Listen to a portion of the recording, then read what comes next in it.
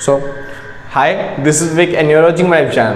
तो भाई चालू करते हैं फटाफट से, ठीक है। सेमेस्टर 5 के लिए सीरीज बन रही है, जैसा कि आपको पता है, एंटरप्रेन्योरशिप डेवलपमेंट, ठीक है जी। हाँ जी, केवल बीकॉम प्रोग्राम वालों के लिए, ठीक है जी। अच्छा, उसके बाद चालू करते हैं। चैप्टर हमारा कौन सा चल रहा था? चैप्टर नंबर 4 चल रहा है, जिसका नाम है एंटरप्रेन्योरशिप एनवायरनमेंट, यानी कि आपको बिजनेस के एनवायरमेंट्स के बारे में यहाँ पे सीखना पड़ेगा, ठीक है। तो चैप्टर चालू करने से पहले सर फिलहाल वही अपनी बात, ठीक है भाई। अगर किसी के नोट्स परचेज करने हैं तो इस नंबर पर कॉन्टैक्ट करके आप आराम से नोट्स परचेज कर सकते हो, ठीक है जी। 8059639586 नंबर पे कांटेक्ट करिए और फटाफट से भाई व्हाट्सअप करना, कॉल मत करना, ठीक है जी। आप नोट्स पर कर सकते हो, ठीक है। आज चालू करते हैं फिलहाल, ठीक है। हाँ जी, तो बात आती है क्या चल रहा है हमारा टॉपिक? हमारा चल रहा है एनवायरमेंटल, क्या बोल रहा हूँ, एंटरप्रेन्योरशिप एनवायरमेंट। आसान है, तो आपको एंटरप्रेन्योरशिप एनवायरमेंट के बारे में सीखना है कि जो एंटरप्रेन्योरशिप बनना चाहते हैं या फिर जो एंटरप्रेन्योर है उनके लिए एनवायरमेंट कैसे बिहेव करता है, ठीक है जी। हाँ जी, अब ये एनवायरमेंट नॉर्मल एनवायरमेंट नहीं है, तो एनवायरमेंट का मतलब होता क्या है वो समझना पड़ेगा। सबसे पहले एनवायरमेंट का मतलब होता है बिजनेस एनवायरमेंट। एनवायरमेंट मतलब क्या होता है? Business environment. भाई पीछे से थोड़ी नॉइस आ रही है तो थोड़ा क्या होता है, डिस्ट्रैक्ट करना उससे, ठीक है जी, शुक्र तुम। तो एनवायरमेंट का मतलब होता है बिजनेस एनवायरमेंट। अभी बिजनेस एनवायरमेंट क्या होता है? It refers to factors external to the business enterprise, यानी ऐसे फैक्टर जो बिजनेस के बाहर होते हैं, which influence in the operations and determine effectiveness. ऐसे फैक्टर जो बिजनेस के बाहर होते हैं, क्या? ऐसे फैक्टर जो बिजनेस के बाहर होते हैं लेकिन वो इम्पैक्ट करते हैं या फिर इन्फ्लुएंस करते हैं किसको? बिजनेस को। आसान है भाई यार ये नॉइस। हाँ भाई शुक्र है, फटाफट से तो टॉपिक पे आते हैं वापस से। क्या करें भाई, नॉइस दिक्कत हो जाती है फिर ज़्यादा, तो वही शुरू करते हैं फटाफट से। तो क्या होता है बिजनेस एनवायरनमेंट? एक ऐसा एनवायरनमेंट या फिर ऐसे फैक्टर्स। बिजनेस एनवायरनमेंट मतलब क्या होता है? ऐसे फैक्टर जो बाहर होते हैं, एक्सटर्नल होते हैं, लेकिन वो अफेक्ट करते हैं हमारे बिजनेस को या फिर एंटरप्राइज को। सिंपल बात है। हाँ जी, कैसे इन्फ्लुएंस करते हैं? ऑपरेशंस को इन्फ्लुएंस करते हैं, डिटरमाइनिंग इफेक्टिवनेस, इफेक्टिवनेस को इफेक्ट करते हैं। मतलब ऐसी चीजें जो बिजनेस के बाहर होती है लेकिन हमारे बिजनेस पे इंपैक्ट डालती हैं, समझ में आया? यानी कि ऐसी चीजें जो बिजनेस के बाहर है लेकिन हमारे बिजनेस को अफेक्ट करती है, जिसकी वजह से हमारा प्रॉफिट या लॉस हो सकता है, उसको ध्यान में रखना बहुत जरूरी बात है। फॉर एग्जांपल मान लो मेरा ऐसा काम था जो कि मान लो मैं प्लास्टिक बैग बनाता था। क्या बनाता था? प्लास्टिक बैग, ठीक है। प्लास्टिक की बोतलें बनाता था, ये सब काम। लेकिन गवर्नमेंट ने ऐसे एकदम से पॉलिसी लेके आ गई जिससे प्लास्टिक बैन हो जाएंगे सारे के सारे, ठीक है। हाँ, गवर्नमेंट की तरफ से अच्छी पॉलिसी है, लेकिन इससे मेरा बिजनेस तो इफेक्ट हो गया ना। तो मेरे को उन चीज़ों पर ध्यान रखना पड़ेगा कि गवर्नमेंट कौन सी पॉलिसी लाने वाली है, गवर्नमेंट क्या पॉलिसीज चलते हैं कंडक्ट करवाने वाली है। हाँ जी, जिससे हमारे बिजनेस पे क्या हो सकता है? इंपैक्ट पड़ सकता है। आसान है ना? इसको ध्यान में रखना पड़ेगा और इन्हीं सभी चीज़ों के क्या कहलाते हैं? Business environment. तो आपको बिजनेस एनवायरनमेंट पे क्या करना पड़ेगा? फोकस करना पड़ेगा। आसान भाई, आप क्या करें ना इसका। हाँ जी, आपको बिजनेस एनवायरनमेंट पे क्या करना पड़ेगा? फोकस करना पड़ेगा। आसान था इतना, कोई दिक्कत तो नहीं ना? बहुत अच्छे। तो बिजनेस एनवायरनमेंट क्या होती है? ऐसी चीजें जो बाहर होती है बिजनेस के और वो इफेक्ट करती है। वैसे तो इंटरनल एनवायरनमेंट भी है, लेकिन भाई जो इंटरनली बिजनेस को इफेक्ट करते हैं, लेकिन वो आपने 11वीं में पढ़ रखा होगा या फिर ये भी पढ़ रखा था वैसे तो अपनी 12वीं के अंदर, ठीक है। लेकिन इंटरनल वाला आपके टॉपिक में नहीं है, अब आपके सिलेबस में जो है वो एक्सटर्नल वाले। तो वही चालू कर दो मैं। सबसे पहली चीज स्टडी ऑफर्स। ये चैप्टर पढ़ के आपको क्या क्या चीजें पता चलेंगी उसके बारे में है। सबसे पहली चीज इन्फॉर्मेशन। आपको इन्फॉर्मेशन मिलेगी कि बिजनेस एनवायरनमेंट क्या होते हैं और उनसे कैसे बचा जा सकता है और किस तरीके से वो बिजनेस को इंपैक्ट करते हैं। आसान? हाँ जी, शुरू करते हैं फटाफट से। Expansion in new environment. आप अपने बिजनेस को ना एक्सपेंड कर सकते हो, बढ़ा सकते हो। किसके अंदर? न्यू एनवायरनमेंट के अंदर। जैसे जैसे नया एनवायरनमेंट आता जाता है आप उनके बारे में अवेयर होते जाते हो, आपको इन्फॉर्मेशन मिलती रहती है, तो आप अपने बिजनेस के अंदर क्या कर सकते हो? अपडेट्स कर सकते हो, ताकि आपका बिजनेस क्या होता है? स्मूथली चलता रहे। आसान? हाँ जी, शुरू करते हैं, आगे चलते हैं। Adopt dynamic environment. अब जो आने वाला डायनामिक एनवायरनमेंट है उसको अडॉप्ट करने में आपकी हेल्प करेगा कौन सा चैप्टर? ये वाला चैप्टर। क्यों? जैसे जैसे बिजनेस बढ़ता रहेगा आपके एनवायरनमेंट चेंज होते रहेंगे, गवर्नमेंट कभी कोई पॉलिसी लेके आ रही है, कभी कोई अफेक्ट कर दे रहा है बिजनेस को। आसान है ना? इसकी वजह से आपका जो बिजनेस है वो धीरे धीरे नई नई चीजों को क्या करता रहेगा? अडॉप्ट करता रहेगा। आसान है ना? बहुत अच्छी बात है। शुरू करते हैं अगली चीज, ग्रोथ। फॉर एग्जांपल के तौर पे अगर मान लो आपको बिजनेस एनवायरनमेंट के बारे में नहीं पता, आपको नहीं पता कि गवर्नमेंट की पॉलिसी कैसे अफेक्ट करेगी हमें, या फिर मान लो ब्लैक एंड व्हाइट टीवी बेचते थे, आपको पता है ना न्यू जाके डिमांड आने वाली है, डिमांड धीरे धीरे चेंज होने वाली है, धीरे धीरे कलर टीवी आएगा, फिर उसके बाद एलसीडी आएगा, फिर एलईडी आएगा। मान लो अगर आप अडॉप्ट नहीं कर रहे तो क्या आपकी ग्रोथ हो पाएगी? क्या आप लगातार ब्लैक एंड व्हाइट टीवी बेच पाओगे? आपको जो खरीदता है ब्लैक एंड व्हाइट टीवी? नहीं जी, कोई नहीं खरीदता। तो इस वजह से ग्रोथ की बिजनेस के चांसेस क्या हो जाते हैं? कम। इस वजह से आपको क्या करना पड़ेगा? बिजनेस एनवायरनमेंट को समझ के अपनी चीजों को क्या करना पड़ेगा? चेंज करने पड़ेंगे, जिस वजह से क्या कर सकते हो? आप ग्रोथ कर सकते हो। वरना बिना बिजनेस एनवायरनमेंट के तो आप ग्रोथ कर ही नहीं पाओगे बिजनेस के अंदर। सिंपल बना भाई, बहुत अच्छी बात है। तो शुरू करते हैं। अगला टॉपिक आता है फेजेस ऑफ एनवायरनमेंट। भाई इस पे बहुत ज्यादा क्वेश्चन बनते हैं भाई, इस टॉपिक के ऊपर बहुत सारे क्वेश्चन बनते हैं। फेजेस ऑफ एनवायरनमेंट, एनवायरनमेंट के 4 फेज है, आपको पहचानने पड़ेंगे और आपको बताना पड़ेगा कि ये कौन सा फेज है। आसान है। सबसे पहला फेज आता है भाई, पहली बात आती है क्या, इकोनॉमिक एनवायरनमेंट। पहला क्या आता है, इकोनॉमिक एनवायरनमेंट, जो कि आपने 12वीं के अंदर पढ़ के आ चुके थे बिजनेस स्टडीज की बुक में, ठीक है। हाँ जी, लेकिन फिर इससे एक बार बता देता हूँ, इकोनॉमिक एनवायरनमेंट होता क्या है, सुनिए ध्यान से। इकोनॉमिक एनवायरनमेंट होता है हमारी इकोनॉमी के हिसाब से, किसके हिसाब से, इकोनॉमी के हिसाब से। मान लेते हैं ये हमारा देश है, इकोनॉमिक एनवायरनमेंट होता है, इकोनॉमी हमारी जब हमको हमारे बिजनेस को अफेक्ट करने लग जाती है उसको बोलते हैं इकोनॉमिक एनवायरनमेंट, चाहे वो किसी भी तरीके से। मान लो फॉर एग्जांपल के तौर पे मेरा बिजनेस है स्वेटर बनाने का, क्या मेरा बिजनेस किस चीज़ का है, स्वेटर बनाने का, लेकिन हमारी इकोनॉमी ऐसी है कि वो 6 महीने तक क्या बोलते हैं ठंडियाँ रखेगी और फिर 6 महीने तक क्या रखेगी, गर्मियाँ रखेगी। हाँ जी, तो इस वजह से स्वेटर खाली 6 महीने बिकेगा, 6 महीने तो बिक ही नहीं पाएगा। तो इस वजह से जब मेरा बिजनेस स्वेटर बनाने का, कपड़े बनाने का है, तो फिर मेरे को अपने एनवायरनमेंट को क्या करना चाहिए, अपने बिजनेस को क्या करना चाहिए, चेंज करना चाहिए। आसान है। किसके हिसाब से, एनवायरनमेंट के हिसाब से, जैसा हमारे बिजनेस का एनवायरनमेंट है उसके हिसाब से, कि 6 महीने हम स्वेटर बनाए और 6 महीने हम टी शर्ट वी शर्ट बनाए, छोटी चीज़ें जो गर्मियों में पहनी जा सकती हैं। आसान है ना। हाँ जी, तो ऐसे हमें क्या करना चाहिए, अपने बिजनेस को चेंज करना चाहिए, किसके हिसाब से, हमारी इकोनॉमी के हिसाब से।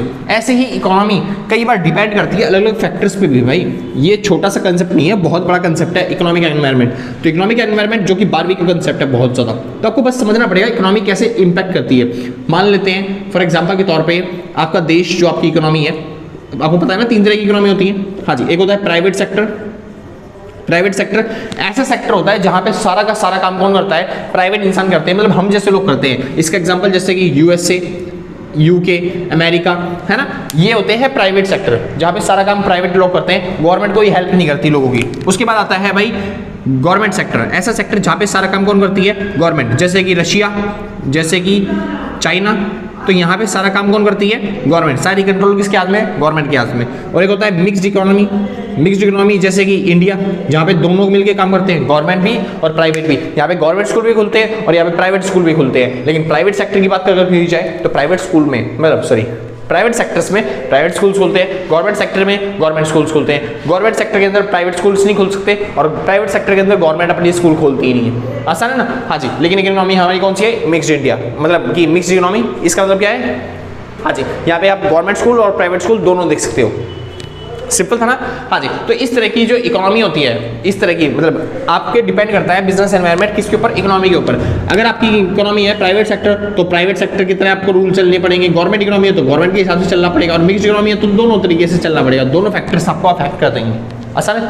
मान लेते हैं फॉर एग्जाम्पल के तौर पे गवर्नमेंट ऐसे लेके आ रही है कि जो जितनी भी एजुकेशन इनकम है ना उस पर 20% टैक्स लगेगा, एजुकेशन इनकम पे 20% टैक्स लगेगा। अब समझिए ध्यान से, यहाँ पे इफेक्ट कौन करेगा, समझिए यहाँ पे बिजनेस किसका है, एंटरप्रेन्योर्स का, क्योंकि सारा काम कौन करते हैं, प्राइवेट सेक्टर वाले। तो इस वजह से गवर्नमेंट को इनकम बढ़ जाएगी, गवर्नमेंट की इनकम क्या हो जाएगी, बढ़ जाएगी, यानी गवर्नमेंट ज्यादा पैसा कमाएगी, किससे, इनसे। सिंपल बात है, जो बिजनेसमैन है उससे ज़्यादा पैसे कमाएगी। लेकिन अगर मान लो आपकी इकोनॉमी ये वाली होती, रशिया और चाइना वाली, जहाँ पे गवर्नमेंट स्कूल खुलती है, तो गवर्नमेंट इस पर टैक्स लगा के करती भी क्या, सारी इनकम तो गवर्नमेंट की होती है, क्योंकि स्कूल ही किसका है, गवर्नमेंट का। ऑलरेडी गवर्नमेंट की सारी इनकम है और गवर्नमेंट अपनी ही इनकम पे टैक्स लगा के अपने आप से ही कैसे वसूलेगी। सिंपल बात है भाई। हाँ जी, तो इस वजह से यहाँ पे ज़्यादा इफेक्ट नहीं पड़ेगा टैक्स का। लेकिन अगर आप इंडिया में रह रहे हो तो आपको सीखना पड़ेगा भाई, इंडिया में कुछ सेक्टर ऐसे हैं जहाँ पे गवर्नमेंट भी है, कुछ सेक्टर ऐसे जहाँ पे प्राइवेट भी स्कूल्स हैं, ठीक है ना। हाँ जी, वहाँ पे कैसे इंपैक्ट करेगा। तो इस तरीके से क्या करती है, सोशल इकोनॉमी जो होती है या फिर जो इकोनॉमिक कंडीशन है हमारी, वो क्या करती है, हमें इम्पैक्ट करती है, अफेक्ट करती है बिजनेस को। आसान है ना। हाँ जी, तो इकोनॉमिक जो एनवायरनमेंट है, यानी कि हमारा जो देश का एनवायरनमेंट है वो हमें इम्पैक्ट करता है। जितनी भी बातें हैं भाई इकोनॉमिक के बारे में या फिर पैसों से रिलेटेड, वो किसके अंदर आ जाएगा, इकोनॉमिक एनवायरनमेंट के अंदर। आसान है। शुरू करते हैं। अगला कंसेप्ट आता है लीगल एनवायरनमेंट। लीगल एनवायरनमेंट आसान है।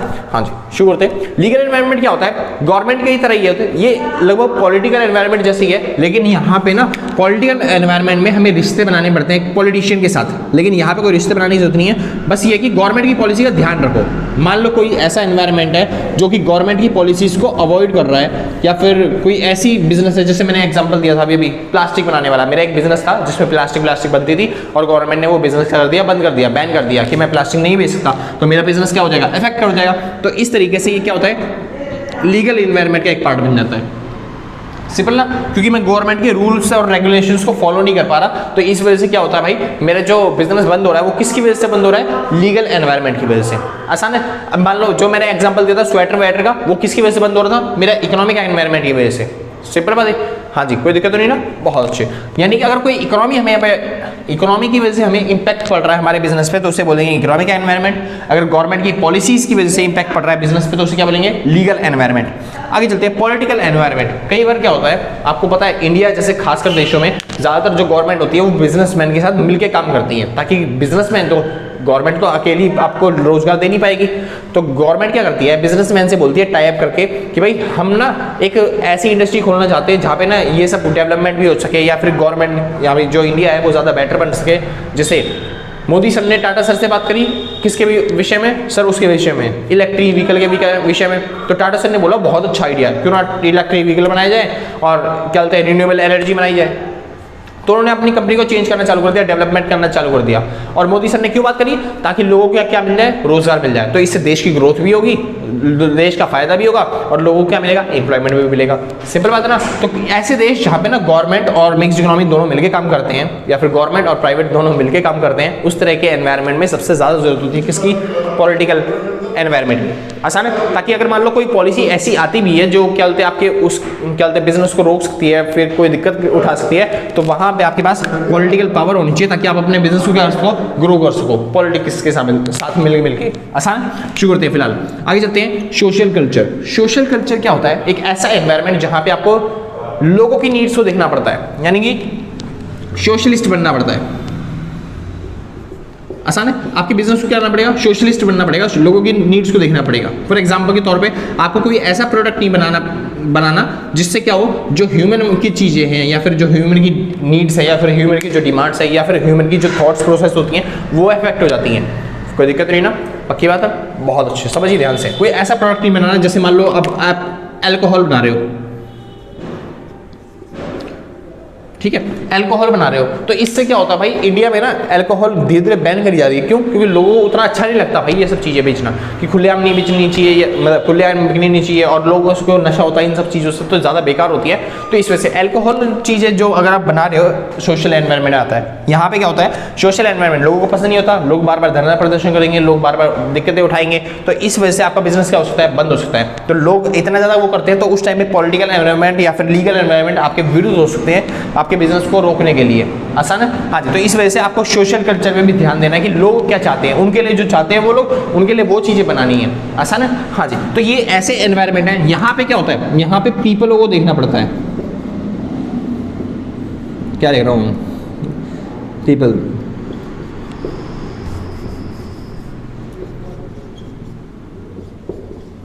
ठीक है। यहाँ पे आपको लोगों को देखना पड़ेगा। यहाँ पे क्या होता है भाई, आपको यहाँ पे आपको देखना पड़ेगा मिनिस्ट्रीज,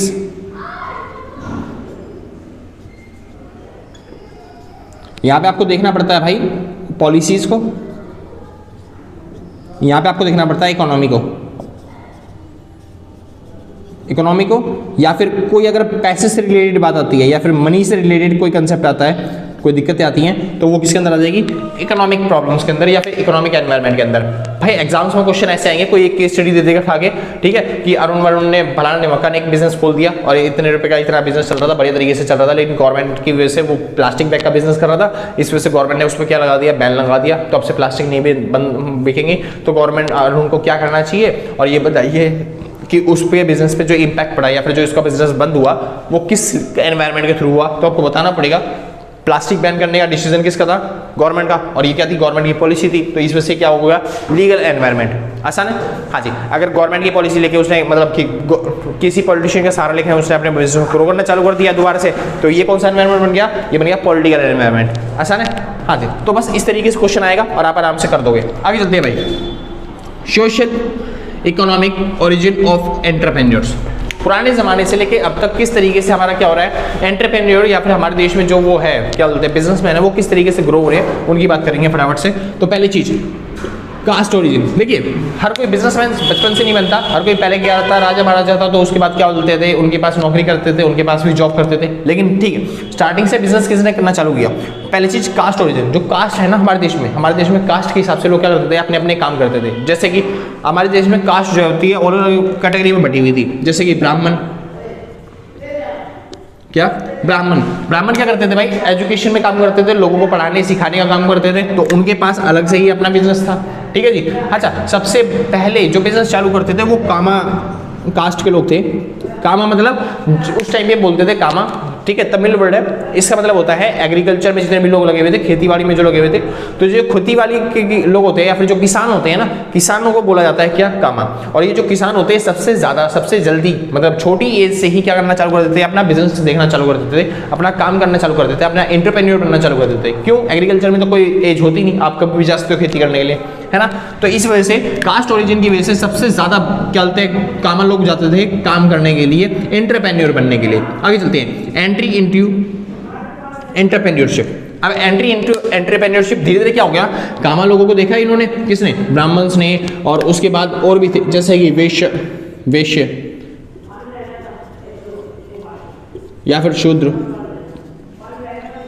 ठीक है, हाँ जी, इन लोगों ने देखा और इन लोगों ने भी क्या करना चालू कर दिया, अपने अपने धीरे धीरे बिजनेस चालू कर दिए। या फिर जैसे कोई लुहार है तो फिर वो तलवारें बनाना चालू कर दिया, अपना एक बिजनेस चालू करेगा। ठीक है जी, गवर्नमेंट के लिए मतलब खाली जो राजा महाराजा थे खाली उनके लिए बनाएगा, आम जनता के लिए भी बना के बेचेगा, ये सब चीजें। तो इन लोगों ने भी क्या कर दिया, अपने बिजनेस करने चालू कर दिए इनको देख देख के, सिंपल बात है। लेकिन अभी भी वैश्य और शूद्र जो ऐसी बरादरी थी, ये सबसे लेट चालू करते थे, यानी कि अब ओल्ड एज हो जाती थी, इनकी बुढ़ापा जाता था, तब जाके चालू करते थे ये लोग बिजनेस करना या फिर कहीं पे काम करना। क्योंकि स्टार्टिंग में तो इनको नौकरी करनी पड़ती थी ना, राजा महाराजाओं के नीचे, उनको सेवाएं देनी पड़ती थी, जंगों में लड़ना पड़ता था, युद्ध करने पड़ते थे, ये सब चीजें। बाद में जब उनका बुढ़ापा जाता था तब जाके ये बिजनेस कर पाते थे, चालू कर पाते थे। आगे चलते करते हैं फैमिली बैकग्राउंड। धीरे धीरे क्या हो गया, इंडिया थोड़ा डेवलप होने लग गया, तो फिर इन्होंने देखा जो हमारा फैमिली बैकग्राउंड है वही फॉलो करेंगे हम। जैसे मेरे पापा पहले कास्ट वास्ट के चक्कर में फंसे हुए थे, लेकिन धीरे धीरे बुढ़ापे तक आते आते उन्होंने एक लोहार की दुकान खोल ली कि वो अब तलवारें बनाते हैं या फिर कोई भी लोहे का सामान बनाते हैं, आसान है। तो उनके जो आने वाला जो बेटा है अब वो नहीं जाएगा उस कास्ट वास्ट के चक्कर में फंसने या फिर राजा महाराजाओं के पास काम करने।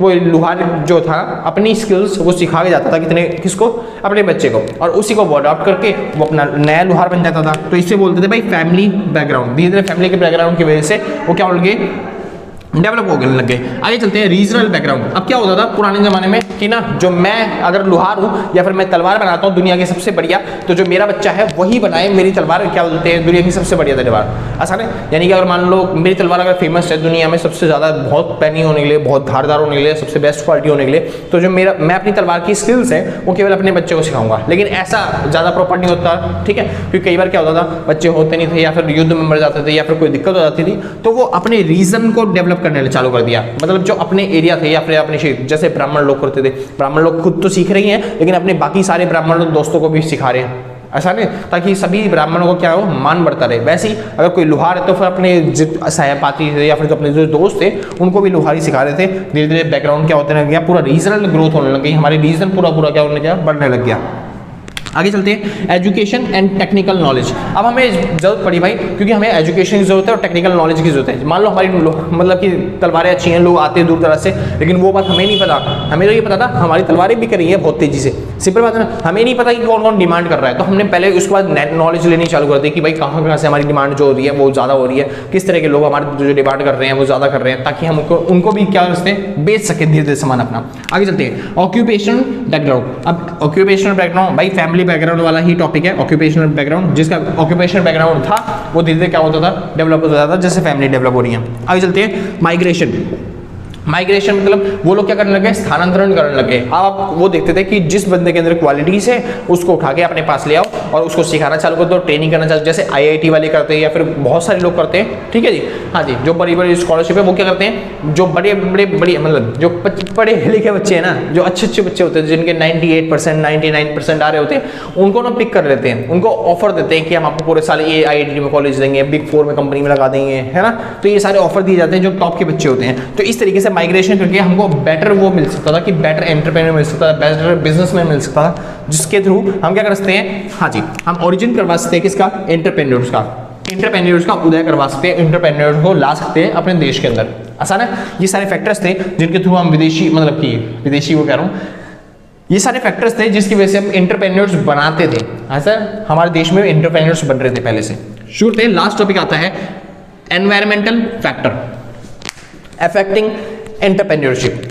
एनवायरमेंटल फैक्टर, ऐसे एनवायरमेंटल फैक्टर जो अफेक्ट कर रहे हैं बिजनेस को, ये चार तो हैं मगर इनसे ही मिलके बने हैं ये सारे फैक्टर्स, ऐसे फैक्टर जो बिजनेस को अफेक्ट करते हैं। इस तरीके इन फैक्टर्स के ऊपर कोई सा भी क्वेश्चन आ सकता है, आपको ध्यान रखना पड़ेगा। पहली चीज, change in government policy, government की पॉलिसी में चेंज हो गया, इस वजह से हमारा बिजनेस क्या हो सकता है, अफेक्ट हो सकता है। जैसे मैंने यहाँ बता चुका हूँ, लीगल पॉलिसी के अंदर चेंज होना आसान है, ठीक है। पॉलिटिकल अपसर्ज, यानी कि पॉलिटिकल अपसर्ज हो गया, यानी कि पॉलिटिकल जो थी ना वो बदल गई, पार्टियां बदल गई, ठीक है। पहले बीजेपी पार्टी थी, बीजेपी पार्टी हार गई, या फिर कोई और पार्टी जीत गई, या फिर इस तरीके कोई भी हो गया कि कोई पार्टी क्या बोलते हार गई और कोई पार्टी जीत गई, यानी पार्टी क्या हो गई, पूरी तरीके से चेंज हो गई, जिसकी वजह से हमारा बिजनेस जो हो गया अफेक्ट हो गया पूरी तरीके से। तो इस तरीके से किसके अंदर आता है, ये आता है पॉलिटिकल एनवायरनमेंट के अंदर। आगे चलते हैं, आउटब्रेक ऑफ वॉर, मतलब कि कोई वॉर होने वाली है या फिर क्या होने वाली है, रीजन कॉन्फ्लिक्ट होने वाला है, या फिर देश के अंदर मतलब कि कॉन्फ्लिक्ट होने वाला है एक तरीके का, तो उसे बोलते हैं भाई सोशल कल्चर, यानी कि जो लोगों की वजह से होता है उसे क्या बोलते हैं, सोशल कल्चर। आसान है, इसकी वजह से मतलब कि वॉर की वजह से हमारा बिजनेस क्या हो सकता है, अफेक्ट हो सकता है। आगे चलते हैं, government attitude towards industry, industry की तरफ गवर्नमेंट का कैसा एटीट्यूड है उस पर भी डिपेंड करता है हमारा रीजनल ग्रोथ। तो वो किस पे डिपेंड करता है भाई, मिनिस्ट्री पे, या फिर क्या बोलते हैं आप कह सकते हो पॉलिटिकल एनवायरनमेंट पे। श्योर थे, सोशल कॉन्फ्लिक्ट, सोशल कॉन्फ्लिक्ट साफ साफ पता चल रहा है, सोशल लोगों की वजह से कॉन्फ्लिक्ट हो गया देश में, इस वजह से लोगों के धरना प्रदर्शन चल रहा है, इस वजह से ये दिक्कत हो गई। अच्छा, बैंक पॉलिसी, मैंने बताया था पैसे की जितनी भी बातें होंगी वो किसके अंदर आएगा, इकोनॉमिक एनवायरनमेंट के अंदर। तो बैंक पॉलिसी से अगर कोई बात आती है डिटेल में, या फिर केस स्टडी आती है कोई बैंक पॉलिसी के रिगार्डिंग, तो आप क्या बता दोगे कि वो उसमें कौन सा एनवायरनमेंट है, इकोनॉमिक एनवायरनमेंट है। आसान भाई, हाँ जी, मोस्ट इंपॉर्टेंट टॉपिक यही चार एनवायरनमेंट है जिसमें क्वेश्चन बन के आ सकते हैं। तो भाई खत्म, ठीक है। आगे चलते हैं अगली क्लिप पे। अगर किसी को नोट्स परचेज करना है तो इस नंबर को टेक करके आप नोट्स परचेज कर सकते हो। अगर वीडियो अच्छी लगी तो लाइक शेयर सब्सक्राइब करना, बाकी आपकी इच्छा है, ठीक है, बुरा नहीं मानेंगे हम, ठीक है। बाद में करती हो आराम से, कोई आफत नहीं आ रही है, ठीक है जी। तो चलते हैं आगे।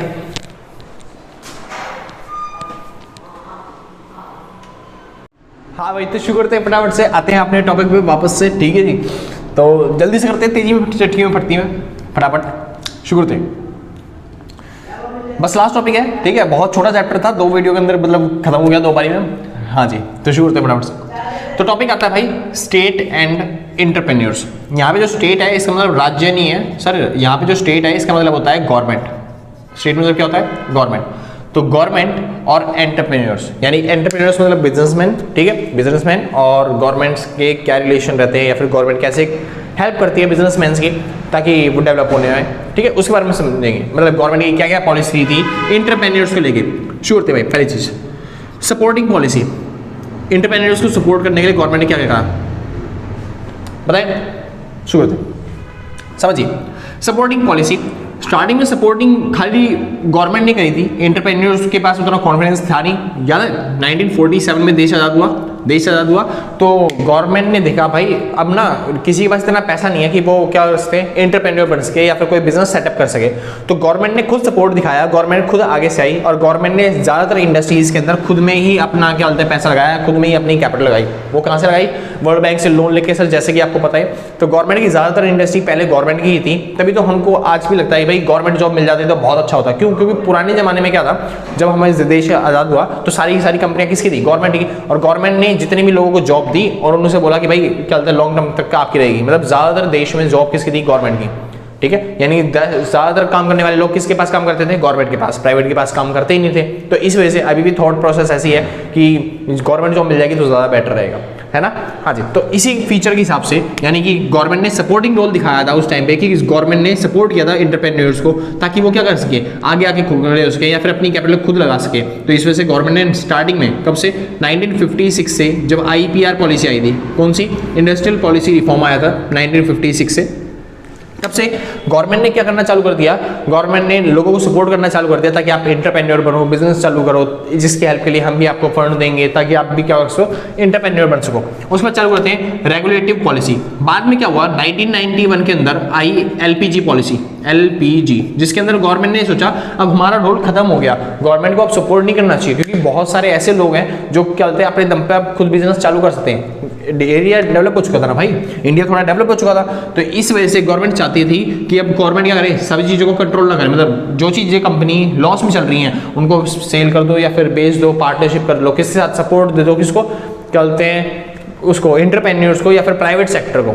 सिंपल बात है। हाँ जी, तो गवर्नमेंट ने क्या किया, अपनी लेके आई रेगुलेटरी पॉलिसी। रेगुलेटिंग पॉलिसी के अंदर गवर्नमेंट ने क्या किया, रेगुलेट करना चालू कर दिया, किसको, प्राइवेट सेक्टर को, यानी गवर्नमेंट ने अपनी कंपनियां किसको बेच दी, प्राइवेट सेक्टर को बेच दी, और उस पर थोड़ा सा कंट्रोल करना चालू कर दिया, यानी कि अभी भी 51% हिस्सा किसका हुआ, गवर्नमेंट का, और 49% हिस्सा किसका हुआ, प्राइवेट का। यानी कि गवर्नमेंट क्या करती है, अभी भी रेगुलेट करती है, मगर गवर्नमेंट ने अपनी ज्यादातर इंडस्ट्री किसको बेच दी थी, प्राइवेट सेक्टर को। शुक्र है। हाँ जी, अगला आता है पार्टिसिपेशन रोल। अब पार्टिसिपेशन रोल क्या कहता है, गवर्नमेंट ने पूरा का पूरा पार्टिसिपेशन यानी कि 100% पार्टिसिपेशन किसका लागू कर दिया, प्राइवेट सेक्टर का। यानी अगर कोई बिजनेसमैन या फिर कोई एंटरप्रेन्योर चाहता है कि वो कोई बिजनेस खोले या फिर कोई कंपनी चालू करे, तो अब गवर्नमेंट से लाइसेंस वाइसेंस लेने की जरूरत नहीं है, आप सीधे जाओ और अपना बिजनेस चालू कर सकते हो। कब से, 1991 के बाद से, ताकि गवर्नमेंट ने 100% चालू कर दिया कि अब आप 100% मालिक बन सकते हो किसी भी बिजनेस की।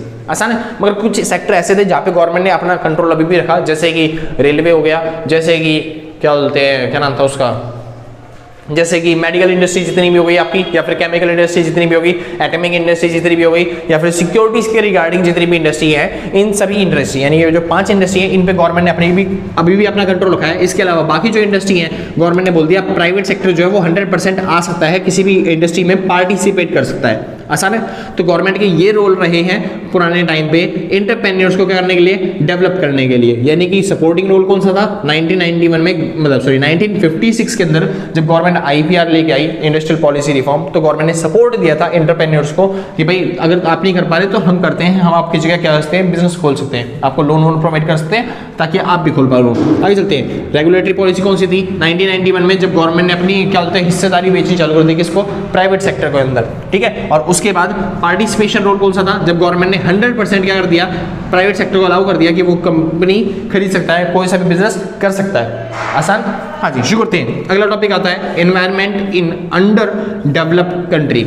जब हमारी इकोनॉमी कैसी थी, अंडर डेवलप्ड कंट्री। अभी तो कुछ देशों ने मान लिया कि हमारी जो इंडिया है वो डेवलप कंट्री बन चुकी है, लेकिन इससे बेनिफिट तो कम ही होगा, ज़्यादातर नुकसान ही होगा। फिलहाल उसकी बात करेंगे फिर कभी, ठीक है। अभी फिलहाल चलते हैं environment in under develop country. जब हमारी इंडिया जो थी अंडर डेवलप कंट्री थी, तो उस टाइम पे हमारे देश का जो एनवायरनमेंट था एंटरप्रेन्योर्स के लिए, वो कैसा एनवायरनमेंट था। गवर्नमेंट क्या कर रही थी, गवर्नमेंट फैसिलिटी कर रही थी या फिर गवर्नमेंट कह रही थी एंटरप्रेन्योर से, खोलिए स्मॉल स्केल इंडस्ट्री। क्या खोलने के लिए, small scale industry. Small scale industry क्या होती है, ऐसी इंडस्ट्री जिनमें 50 लाख या फिर उससे लेके, ठीक है, हाँ जी, ऐसी इंडस्ट्री जिसमें 50 लाख या फिर उससे कम पैसा लगा होता है, उस इंडस्ट्री को क्या बोलते हैं, small scale industry. Small scale industry क्या होती है, ऐसी इंडस्ट्री जिसमें 50 लाख या फिर उससे कम पैसा लगाओ, उसे क्या बोला जाता है, स्मॉल स्केल इंडस्ट्री। इस अमाउंट को बढ़ा के आप कर दिया 5 करोड़, तो ऐसी इंडस्ट्री जिसके अंदर 5 करोड़ या उससे कम पैसा लगा होता है, उसे कहते हैं स्मॉल स्केल इंडस्ट्री। गवर्नमेंट ने लोगों से बोला कि ये वाली इंडस्ट्री क्या करना चालू कर दो, सेटअप करना चालू कर दो। क्यों, क्योंकि इसके 3 फायदे हैं। पहला फायदा स्मॉल स्केल इंडस्ट्री का, ये लोगों को देती है, सबसे बड़ा फायदा ये लोगों को प्रोवाइड करती है एम्प्लॉयमेंट। क्या देती है, एम्प्लॉयमेंट। अब समझिए ध्यान से, मान लो कोई एक बिजनेसमैन है या फिर कोई एक एंटरप्रेन्योर है, वो खोलता है लार्ज स्केल इंडस्ट्री। क्या खोलता है वो, लार्ज स्केल इंडस्ट्री। तो इससे पता है क्या होगा, लार्ज स्केल इंडस्ट्री खोल रहा है यानी कि बड़े लेवल पे वो काम करना चाहता है, बड़े लेवल पे प्रोडक्शन करना चाहता है, तो इससे ठीक है बड़े लेवल पे प्रोडक्शन करेगा, जीडीपी तो बढ़ेगी, लेकिन इससे पता है दिक्कत क्या है, वो मशीनों का यूज़ करेगा, क्योंकि बड़े लेवल पे काम कर रहा है, मशीनों के बिना हो नहीं सकता, तो वो मशीनों का यूज़ करेगा। और जहाँ पे वो 50-60 हज़ार लोगों को काम दे सकता था, वहाँ पे वो क्या करेगा, एक बड़ी सी मशीन लगा देगा, एक बंदा आएगा, बटन चालू किया, मशीन अपने आप माल बना रही है, बटन बंद कर दिया तो मशीन अपने आप रुक गई, और उसके बाद काम बन के निकल गया, मतलब काम बना के निकल चला गया। आसान। इससे देश की जीडीपी तो बढ़ जाएगी, लेकिन लोगों का वेलफेयर नहीं हो पाएगा, लोगों को जॉब्स नहीं मिल पाएंगे। जबकि जो स्मॉल स्केल इंडस्ट्री होती है, छोटी छोटी इंडस्ट्री जिसमें 5 करोड़ के आसपास पैसा लगा होता है, जैसे आपके आसपास जितनी भी दुकानें हैं, ठीक है, स्मॉल स्केल इंडस्ट्री, कपड़े बेचने वाली दुकानें या फिर कोई ढाबे हो गए या फिर कुछ भी हो गया, तो ये सभी इंडस्ट्री है स्मॉल स्केल इंडस्ट्री। जैसे कपड़े बेचने की दुकान देख लो, वो क्या है, एक नीचे दुकान खोली होती है, एक फर्स्ट फ्लोर पे दुकान खोली हुई है, वहां पे जाके देखोगे ना, अगर कपड़े बेचने की दुकान पे एक गल्ले पे बैठा रहता है बिजनेसमैन, मालिक ही बैठा रहता है, ठीक है, वो पैसे का हिसाब किताब करता है, गिनता है, और वो अकेला ही बंदा 5-6 लोगों को जॉब दे रहा होता है। वो छोटी सी दुकान, खाली 50 लाख की दुकान, उसने 5 से 10 लाख की दुकान ही हो गई उसकी, और उसने 5-6 लोगों को क्या रखा है, जॉब दे रखा है। सोचिए, जो बंदा 10-20 लाख लगा के बैठा है वो 5-6 बंदों को जॉब दे रहा है। लेकिन लार्ज स्केल इंडस्ट्री वाली जो बड़े पैमाने पे प्रोडक्शन करते हैं, वो मशीनों का यूज करते हैं और एक भी इंसान को जॉब नहीं प्रोवाइड कर पाते। आसान है। तो गवर्नमेंट ने क्या बोला था, स्मॉल स्केल इंडस्ट्री खोलना चालू कर दो, जिससे क्या हो, लोगों को एम्प्लॉयमेंट मिले, रोजगार मिले। दूसरी चीज ये जो इंडस्ट्री है, इनकी यहाँ पे कैपिटल की जरूरत थोड़ी कम होती है, कम पैसे में खुल जाती है। लार्ज स्केल इंडस्ट्री बड़े लेवल पे खुलेगी तो फिर 50 मतलब 200-300 करोड़ रुपए चाहिए उसके लिए कम से कम। लेकिन यहाँ पे क्या होता है, स्मॉल स्केल इंडस्ट्री में 5 करोड़ के अंदर खुल जाती हैं एक इंडस्ट्रियाँ। आसान है। एक ऐसी कंपनी या फिर एक ऐसा बिजनेस जो 5-6 करोड़ में खुल जा रहा है, तो उसे बहुत ज्यादातर इंसान क्या हो सकते हैं, वो खोल सकते हैं। जिनके पास कम बजट भी है, कम पैसा भी है, वो भी अपना बिजनेस चालू कर सकता है। तो इस वजह से कम कैपेसिटी में खुल सकता है, लोगों को एम्प्लॉयमेंट मिल रहा है। तो गवर्नमेंट ने क्या बोला, स्मॉल स्केल इंडस्ट्री चालू करो। इसका एक और फायदा है, क्या, फ्लेक्सिबिलिटी। क्या फायदा है, फ्लेक्सिबिलिटी, यानी फ्लेक्सिबिलिटी रहती है। अब मान लो लार्ज स्केल इंडस्ट्री है, मैंने 200-300 करोड़ लगा के एक बिजनेस खोला और बिजनेस में कोई दिक्कत आ रही है या फिर जगह पर कोई दिक्कत आ रही है, क्या मैं उसमें जल्दी से चेंज कर पाऊंगा? नहीं कर पाऊंगा। लेकिन मैंने वहां पे 50-60 लाख ही रुपए लगा रखे हैं और क्या बोलते हैं, बिजनेस में कोई दिक्कत आ रही है या फिर मान लो कुछ भी प्रॉब्लम्स हो गई बिजनेस में, मैं आराम से उसको चेंज करके दूसरी जगह पे शिफ्ट हो सकता हूं, क्योंकि ज्यादा पैसा लगा नहीं था मेरा। आसान है। तो इसके अंदर फ्लेक्सिबिलिटी बनी रहती है, जो कि लार्ज स्केल इंडस्ट्री में आपको नहीं मिल पाती। तो इसी वजह से गवर्नमेंट ने क्या करना चालू कर दिया, प्रोटेक्शन देना चालू कर दिया, किसको, स्मॉल स्केल इंडस्ट्री को। आसान है, ताकि स्मॉल स्केल इंडस्ट्री भी क्या हो सके, ग्रो सके। सिंपल बात है भाई। ठीक है, चालू करते हैं फिलहाल। हाँ जी, ये था अंडर डेवलप्ड कंट्री में डेवलप होने के तरीके। वैसे बहुत सारे तरीके हैं, लेकिन ये ज्यादा इंपॉर्टेंट था तो इस वजह से बता दिया बस खाली। शुरू करते हैं, फैमिली बिजनेस इन इंडिया। अब आपको पता होगा सर, ये टॉपिक केवल इंडिया में पढ़ाया जाता है, विदेशों में नहीं पढ़ाया जाता, क्योंकि विदेशों में ना ज्यादातर फैमिली बिजनेस चलते ही नहीं है। ठीक है, इंडिया में फैमिली बिजनेस चलते रहते हैं ऐसे जैसे कि पीढ़ियों से चल रहे आते हो। यानी कि स्टार्टिंग में क्या बोलते हैं, दादा परदादा ने खोला हुआ बिजनेस, फिर उसके बाद बेटा पोता लेगा, फिर उसको मतलब बेटा लेगा, फिर उसके बाद उसका बेटा लेगा, फिर उसका बेटा लेगा, फिर उसका बेटा लेगा, मतलब बिजनेस चलते रहते हैं फैमिली बिजनेस। आसान है। और एक ही बिजनेस में बहुत सारी पूरी फैमिली क्या होती है, इन्वॉल्व रहती है, ताकि एक ही बिजनेस को क्या से ग्रो कर सके। तो इसलिए फैमिली बिजनेस इंडिया के बारे में थोड़ी सी बात कर लेते हैं। पहली चीज आती है कैरेक्टरिस्टिक्स। आप कैसे पहचानोगे कि फैमिली बिजनेस जो होता है ये फैमिली बिजनेस है या फिर नहीं है, या फिर किस तरीके से फैमिली बिजनेस होने चाहिए इंडिया में, वो बात करते हैं। पहली चीज, members are loyal to family to founders principle. जो फाउंडर्स होता है, जो बिजनेस को खोज के लेके आता है या फिर जो बिजनेस को बनाता है, ठीक है, तो जो बिजनेस के जितने भी मेंबर होते हैं बाकी के, वो सारे के सारे उसके प्रिंसिपल पर अड़े रहते हैं। जैसे एक फाउंडर था, उसने खोजा कि मान लो मेरा बिजनेस जो है ना, वो एनवायरनमेंट को कभी भी बर्बाद नहीं करेगा। आसान है। तो उसके जितने भी एम्प्लॉयर्स होंगे, जितने भी मेंबर्स होंगे या फिर फैमिली के जितने भी मेंबर है, वो भी उसी की थॉट प्रोसेस के साथ चलेंगे कि हमारे परदादा ने या फिर दादा ने ये सोचा था कि हमारे देश में कभी भी एनवायरनमेंट को हानि नहीं पहुंचाई जाएगी। तो हमारा बिजनेस भी यही चाहता है कि लोगों को हानि ना हो, बेसिक से कितना भी हो जाए, मगर वो बिजनेस को मतलब एनवायरनमेंट को हानि नहीं पहुंचाएंगे। तो इसी वजह से मेंबर जो होते हैं वो लॉयल होते हैं फाउंडर्स के प्रिंसिपल्स के साथ, जो उसके रूल एंड रेगुलेशंस थे, जितने भी प्रिंसिपल्स बनाए थे उसने, उसके साथ जुड़े रहते हैं वो लोग। अगला, सक्सेसिव प्लानिंग। यहाँ पे ऐसे बिजनेस में क्या होता है, ये सक्सेसिव प्लानिंग करके चलते हैं, यानी कि मैं अगर नहीं रहा बिजनेस में तो मेरे बाद बिजनेस को कौन चलाएगा। आसान है। बाकी जो बिजनेस होते हैं एकदम से बंद पड़ जाते हैं, क्योंकि मालिक को मान लो कर चलते, मालिक किसी ने बिजनेस खोला, चलते चलते मालिक की डेथ हो गई, बिजनेस बंद। सिंपल मतलब भाई। हाँ जी, लेकिन यहाँ पे क्या होता है, सक्सेसिव प्लानिंग चलती है कि अगर मान लो एक को कुछ हो जाता है तो फिर उसकी फैमिली में दूसरा कौन चलाएगा, ये चलता रहता है। ठीक है, आगे चलते बात आती है उस पर, मतलब बाद में बात करेंगे कि कौन बनता है सिलेक्ट करके, आगे चलते हैं फिलहाल टॉपिक पे। अगर आता है इफेक्टिव यूटिलाइजेशन। फैमिली बिजनेस है ना, तो फिर वो चाहते हैं कोई भी चीज़ क्या हो, खराब ना जाए। इस हर एक चीज़ का क्या उसके इफेक्टिव यूटिलाइजेशन उस पर, क्योंकि इंडिया की खासियत यही है, वो कबाड़े से भी क्या बना देते हैं, खजाना बना कर देते हैं। तो इस वजह से भाई यहाँ पे क्या है, इफेक्टिव यूटिलाइजेशन, यानी कि हमने इफेक्टिव यूटिलाइजेशन करना सीख लिया कि भाई बिजनेस में कोई भी चीज़ खराब नहीं होनी चाहिए, बेस्ट यूटिलाइजेशन होनी चाहिए हर एक चीज़ का, ताकि हर चीज़ से प्रॉफिट मिल सके।